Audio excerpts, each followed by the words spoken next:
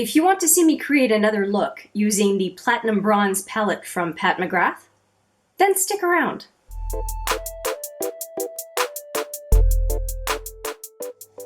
Hi there, it's Hélène, and yes, we're going to play with this one again. The last time I had a look with this palette, indeed the first look with this palette, was April 1st, and no, it's not an April Fool's. That is when I published it on this channel, and I thought I would try to use the remainder of the eyeshadows in this palette. So I ended up last time using these three. And what I would like to do is end up using these other ones today. So I'm going to use probably these two still, but I want to use the other ones that I haven't used yet, basically. And with 6 shadows, I think it's possible to use all shadows with just 2 looks. So that's what we're going to strive to do today as I use the Royal We. I was okay with the first look. This is not my most BAM Pat McGrath palette, but I do like the fact that she did come out with one that would be very easy for most people to use to create a work appropriate look or a glam evening look without having to worry about any of the colors being too punchy. Yeah, I know, I'm saying that the colorful look aficionado is talking about, night work appropriate, glam, subdued. Yeah, anyway, who am I? We're going to get into it. I am actually prepping for a professional production video, and I need to do a look that is not going to be over the top, which is why I am quite happy to bring this palette out again and create just that kind of a look. I am going to use my trusty brushes, and what I'm going to do is just take out the brushes I think I'll use so I can be nice and efficient for you. I will be right back and we will get started. All right, now as is usually the case, anything you're curious about that is on my face is all in the description box below this video. I make a point of writing everything that I have on my face, including the skincare, in the morning. And so the only things that I'll be adding to that list are whatever I put on my eyes with you now. I'm going to start off with Deep Velvet, this one right here, as the base. I always do like to use a matte as a base color, and in this palette of 6 pans, that is the only matte, so that's what I'll be using. And to start us off, I'm going to use, I keep trying to find it. I have to stop trying to read this brush. The writing is basically worn off. So it's a fluffy crease brush from Quo, which is a Canadian brand. That's all I'm going to start saying with this brush because I can't read it anymore. Okay, going into Deep Velvet. Got some on the brush. Tapping off the excess, and away we go. Now this is a pretty simple look, so I will do both eyes at the same time.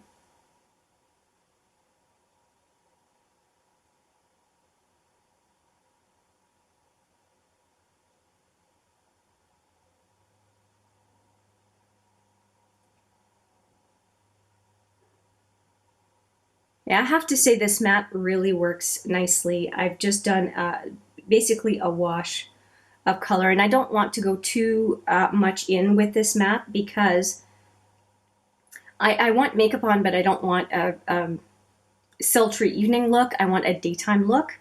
And so I'm going to complement what I have here with a very light dusting on the lower lid with my angled brush from Sephora. It's from a kit they don't sell anymore, and so I can't really give you much more information on that, but any angled brush will do. I mean, those Sephora kits are pretty cheap brushes, so I wouldn't say that oh, you have to use a Sephora brush. This is not a pro brush.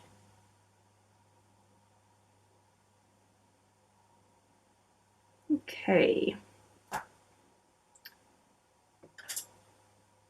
I'm going to move on to a packer brush. It's called the Full Coverage Shadow Brush from Smashbox.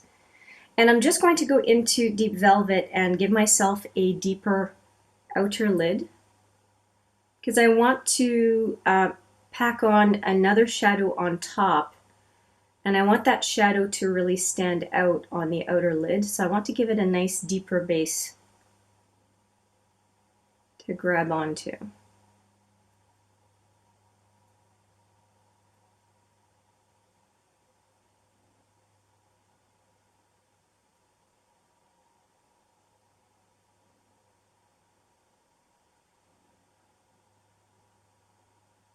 You know, I could do this and just do a one shadow, one and done. It looks great.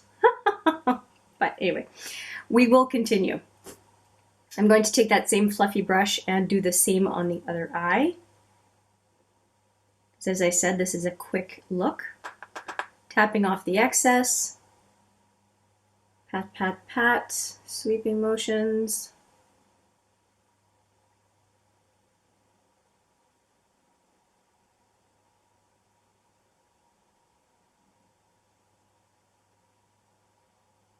It feels like a very dry matte,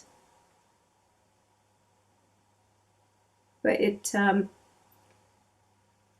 really spreads out quite nicely. Just why did I do that? I have an angled brush for that.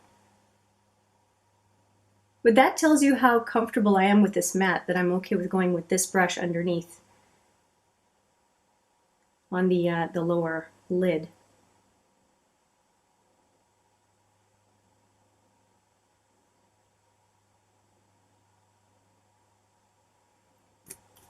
Okay, back to the angled brush, and I'm going to go in and do the lower lid on the other side.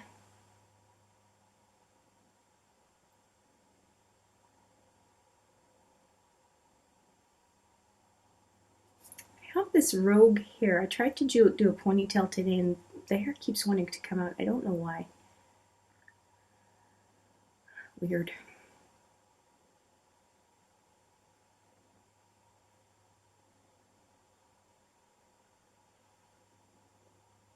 Okay, that packer brush again from Smashbox, and we're going to go in and do the same thing. Just picking up the kick up actually on this one. We'll see if that's enough.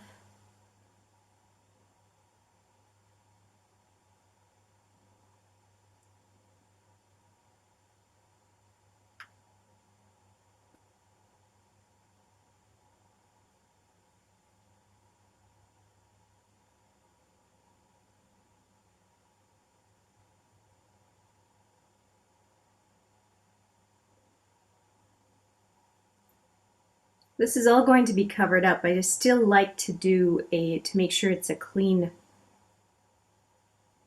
transition from deeper to lighter on to the toward the inner lid.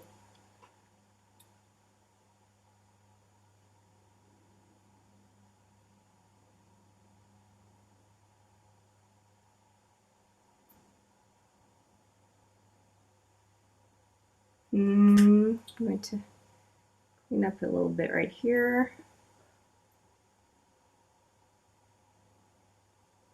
I'm tempted to go higher up with Deep Velvet, but I know better. This is a daytime look. I can't go any deeper.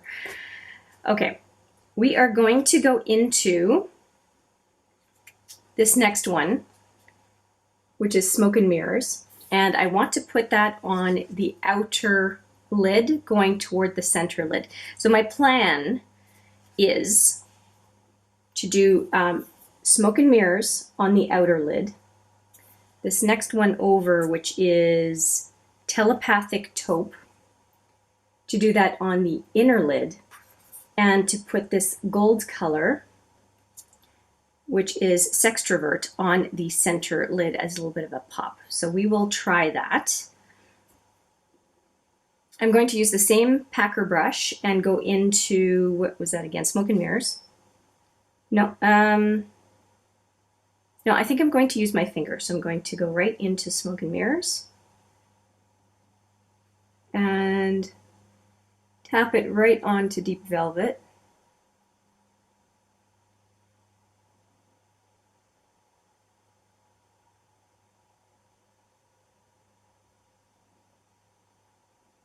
Oh, that's quite pretty.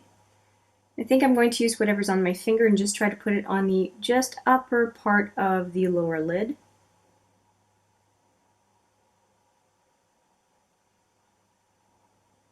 Okay, and on the other side as well.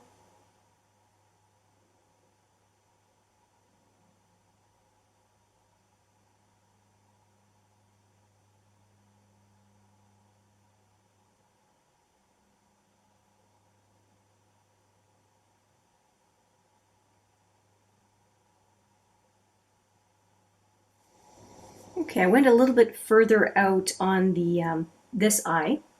So I'm going to take this brush and I'm just going to clean it off a little bit and then get rid of some of that smoke and mirrors on the edge here.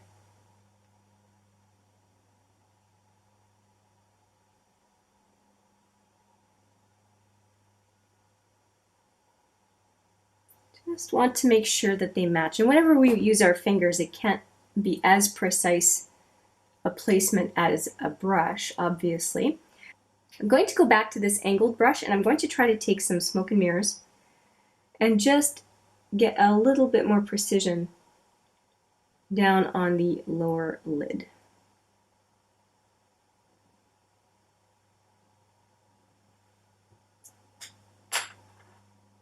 Okay, and I never use these brushes for the intended purpose. I use them as cleanup, and I'm going to just take some of smoke and mirrors off the bottom. Just think it's a little bit too much for a daytime look.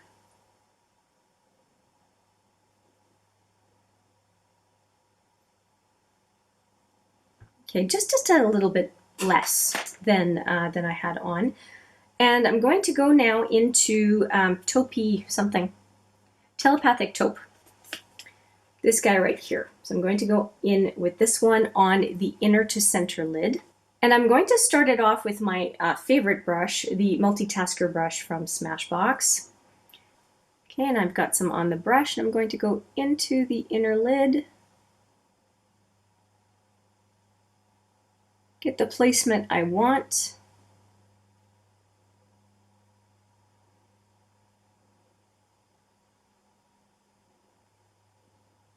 And I just wiped off my angled brush and I'm going to use it to bring the color in toward the center.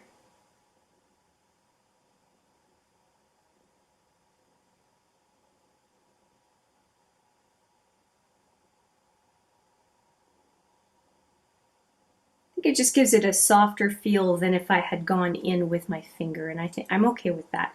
I would prefer the gold in the middle to be the point of interest as opposed to my inner lid.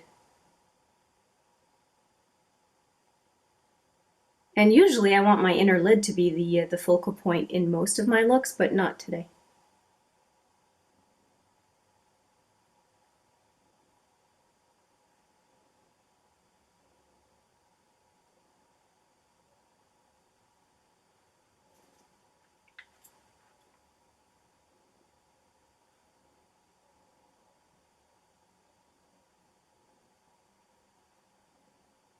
Going to even out the two eyes. I think I've gone a little bit more intensity on this eye compared to this eye, so I'm just going to address that.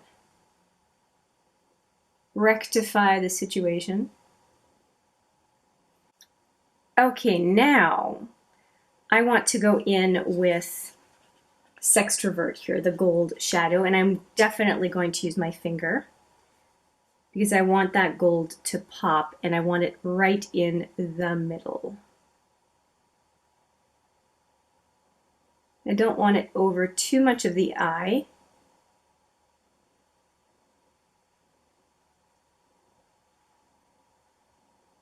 Oh, it doesn't have as much effect as I thought it would be, or would have. That's okay. I did say subdued look, right? I did say that I wanted a conservative look. But given the look I had on yesterday, I'll put a picture right here. This is very, very subdued.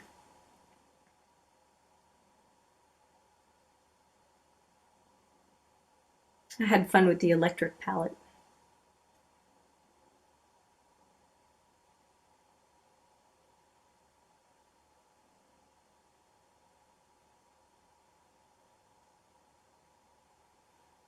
Okay, I'm liking this. The only thing I think I feel like doing is taking a very precise smudger brush and getting more of that telepathic taupe on the inner third of the lid. So let's do that.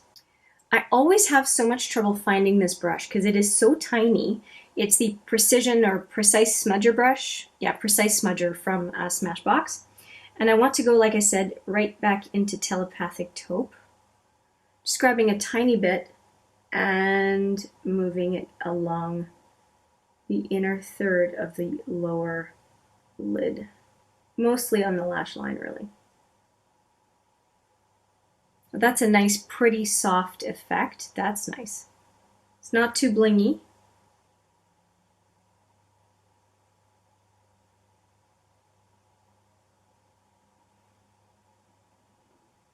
Okay, I like that. I feel like it kind of ties it all together.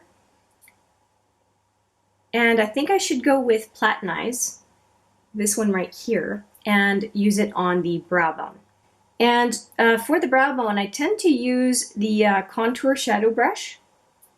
It's kind of flat and fluffy, and I find it works really well for eyebrow highlighter placement.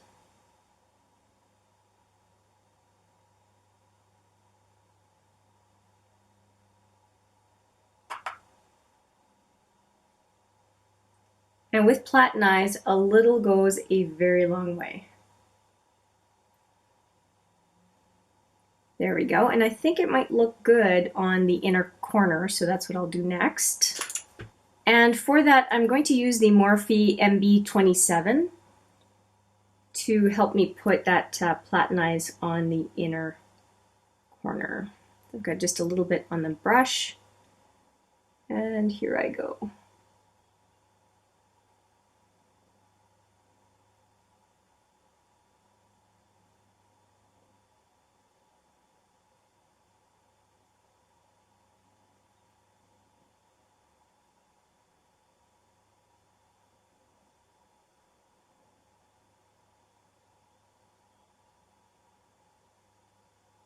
I think we're done here. The only thing left is liner, mascara, and I think that I'm not a fan of this lipstick with the eye look, so I think I'm going to go with something a bit more neutral, either more on the peachy side or the brown rusty side. I think that will go better with this eye look, so I will change my lipstick as well, put some setting spray on, and I will be right back to let you know what it is that I added on to this 80% finished look. I'll be right back. Okay, I am back, and this is the final look. And I went a little bit more retro on my finishing touches than I usually do, which is interesting. I get off camera and then I kind of do my own thing, and I'm back. So let's take a look at what it is that I used. A lot of them are familiar, but one thing I did somewhat differently. I ended up using the Urban Decay Zero on my upper waterline, but I also used it to tightline my upper lash line. I did not use a liquid liner or a color liner, so I thought that was kind of interesting, and I didn't go all the way into the corner. I just stopped where my lashes stop, and I think it looks pretty good, and it does tie into somewhat the black that is on my waterline. So even though I didn't go all the way in with my upper lash line tight lining, it does kind of meld into what is in the waterline. So I kind of like the effect. It's not as bold as a liquid liner, and I think that the look is bold enough already that it didn't need help. And I wasn't going for an evening look, so I still wanted it to be daytime appropriate. Not that there's anything inappropriate anytime, it's just if I'm going to be filming a professional video, I don't want people distracted by what did she do with her eyes, right? Like, I just want it to look nice and then they don't pay attention to it anymore. The next liner I used is Demolition, which is actually one of my favorite liners from Urban Decay. And I like it because it's a cocoa brown and a deep cocoa brown, so that it's not distracting as a color, it just enhances the look if you have a natural look.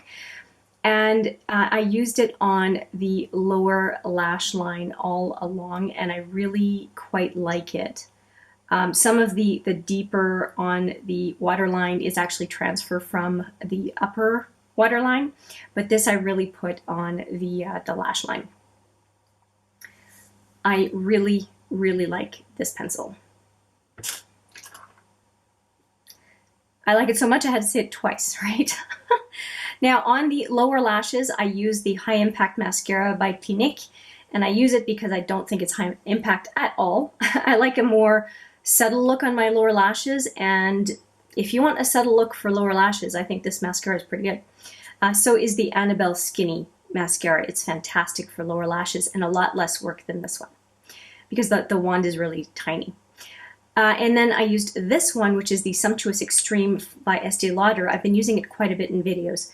And I like the amount of, and I have a lash in it, I like the amount of definition and volume that it gives me. And so I don't think it warrants 30 bucks Canadian.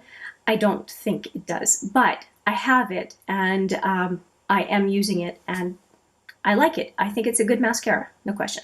As I said, I did change my lip color and I used a lipstick that I've only used once before, and it's called Sex on the Peach from Too Faced. It's very cute. It's a sample. I don't know if you can see the peaches. I think that's really cute. It tastes and smells like peaches. I know. I think it's kind of cute. It's kind of nice. No problem with it. And I do think it goes better with the eye look. I said I was looking for a peach or a brown, and to me this one fit the bill nicely, and I'm pretty happy with the result. And of course I topped it all off with setting spray, and what I chose to use today is the All Nighter setting spray. I always like the results of this spray. You can also get it from Scandinavia, same product apparently. I like it. I like it. It did a good job. If I could have this spray in the Morphe Continuous Setting Spray container, that would be heaven to me. Just saying. So that's it. That is my look with the Platinum Bronze palette by Pat McGrath. I always have to look at the name of these palettes. They do not stick with me at all. I almost called it Bronze Temptation. Definitely not the same palette. Anyway. I really do like the second look that I came up with. I don't think that there's a bad look to be had in this palette. I think that all of the colors would be pretty flattering to anyone. It does kind of have cool and warm tones to it. I think it does pull more to the cool than most palettes. It's a good solid palette, and it's on for a really great price at this point. And if you can find it, it's half off and possibly even better. If you haven't experienced Pat McGrath, I don't think this is a bad palette. It's solid. You don't get any of those special funky shades or anything, but I think that most people would be able to make good use out of this particular 6-pan palette.